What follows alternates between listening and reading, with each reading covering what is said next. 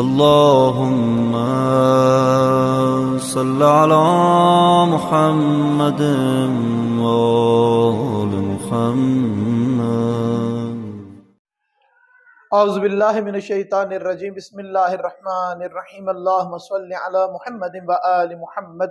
میرے تمام سننے اور دیکھنے والے مومنین اور مومنات کو میری طرف سے میرے چینل ناطقِ قرآن کی جانب سے السلام علیکم.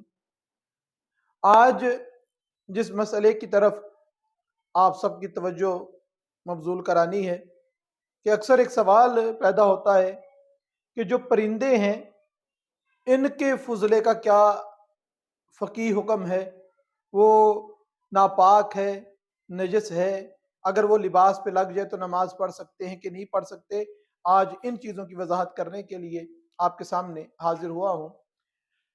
تو آیت اللہ العظمیٰ علی حسینی سیستانی کے نزدیک ہر پرندے کا فضلہ، خواہ وہ حلال گوشت ہے یا حرام گوشت ہے، خون جہندہ رکھنے والا ہے، جیسا بھی پرندہ ہے اس کا جو فضلہ ہے وہ پاک ہے. مثلا اگر آپ کہیں رستے سے گزر رہے ہیں اور کسی کوے نے آپ کے اوپر بیٹھ کر دی ہے، فضلہ کر دیا ہے، تو اب آپ نے نماز ادا کرنی ہے تو کیا پہلے کپڑوں کو پاک کرنا واجب ہے؟ تو اس میں آیت اللہ العظمیٰ علی حسینی سیستانی فرماتے ہیں کہ کپڑوں کو وہ صاف کرنا واجب نہیں ہے کیونکہ ان کا فضلہ پاک ہے. جتنے بھی حرام گوشت جانور ہیں ان کے حکم، خون جہندہ رکھنے والے جانوروں کے جو احکام ہیں ان کے احکام میں اور ان کے احکام میں فرق ہے آیت اللہ العظمیٰ علی حسینی سیستانی کے نزدیک. مگر امام خمینی کے فتوے کے مطابق وہ حلال گوشت جانور کو صرف اس قابل سمجھتے ہیں کہ اس کا فضلہ ناپاک نہیں ہے، پاک ہے.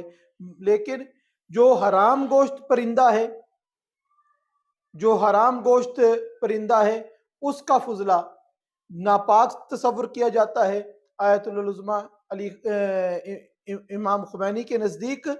یعنی کہ فتووں میں فرق ہے امام خمینی کے اور آیت اللہ العظمیٰ علی حسینی سیستانی کے.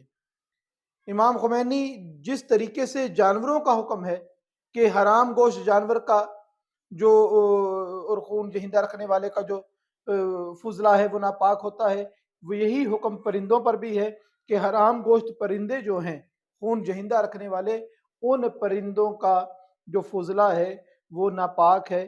وہ اگر لباس پہ لگ جائے تو نماز نہیں پڑھی جا سکتی.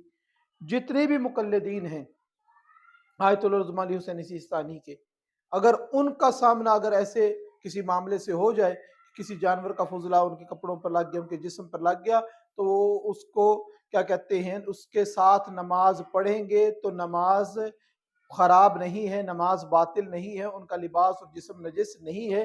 البتہ امام خمینی کے فتوے کے مطابق حرام گوشت جانور، حرام گوشت جو پرندہ ہے اس کے فضلہ جو ہے وہ نجس ہے، ناپاک ہے. اگر وہ لباس یا بازو پہ یا ہاتھ پہ، جلد پہ لگ گیا ہے تو پاک کرنا واجب ہے.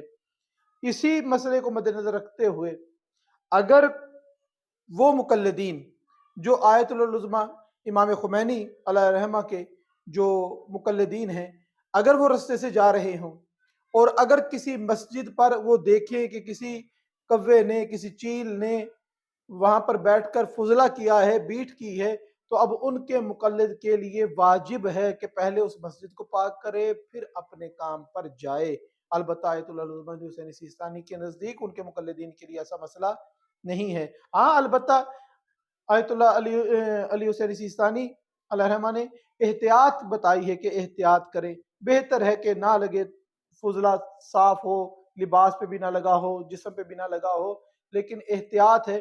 احتیاط کا مطلب کیا ہے کہ اگر بہتر ہے کر لیں گے، اگر نہیں کریں گے تو اس کی ناپاکی کا حکم آیت اللہ العظمیٰ علی حسینی سیستانی کے نزدیک موجود نہیں ہے. پروردگار سے دعا ہے کہ پروردگار ہم سب کو صحیح معنوں میں سیرت محمد اور آل محمد علیہ السلام کو پڑھنے، سمجھنے اور اس پر عمل کرنے کی توفیق عطا فرمائے.